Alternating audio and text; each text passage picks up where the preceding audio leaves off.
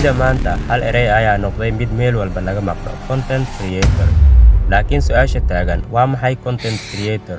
Maxaase dhib iyo caqabad uu leeyahay?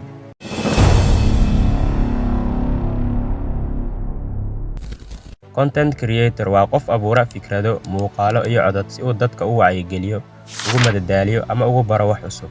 Qof walba wuu noqon karaa content creator haddii uu leeyahay hal-abuur, fikir iyo rabitaan. Laakiin halkan ay sheekadu iska beddeshaa.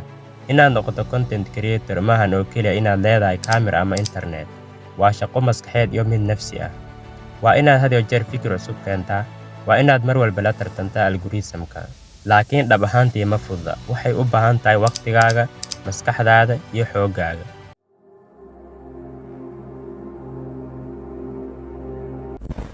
Mararka qaar content creator-ku wuu daalaa, wuxuu la dagaalamaa fikir la'aan, niyad jab iyo cabsi in dadku aysan arkin shaqadiisa. Marka uu hal maalin nasto wuxuu dareemaa in algorithm-ku iloobay. Waxaa jira cadaadis in had iyo jeer la helo views, like iyo followers. Laakiin runta ayaa ah wax ugu weyn ee qofka abuura waa macnaha uu sameeyo ee maaha tirada uu haysto.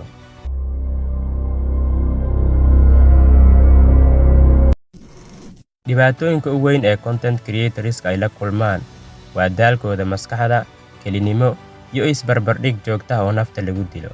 Qofka abuuraha ah wuxuu mararka qaar dareemaa inuu cidlo taagan yahay. Wuxuu isbarbardhigaa dadka kale. Wuxuu bilaabaa inuu isweydiiyo ma ku filanahay? Maxay aniga ii daawan waayeen? Maxaa khaldan? Laakiin jawaabta mararka qaar ma fududa. Waxaad samaynaysaa wax wanaagsan, laakiin waqtigaa weli lama gaarin ee samir.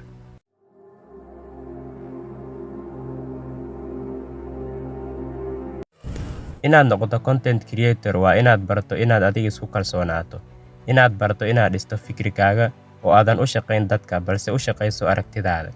Editing, effect iyo transition waa qurux inaad ku darto muuqaalkaaga. Laakiin waxa ugu muhiimsan waa fariinta aad gudbiso.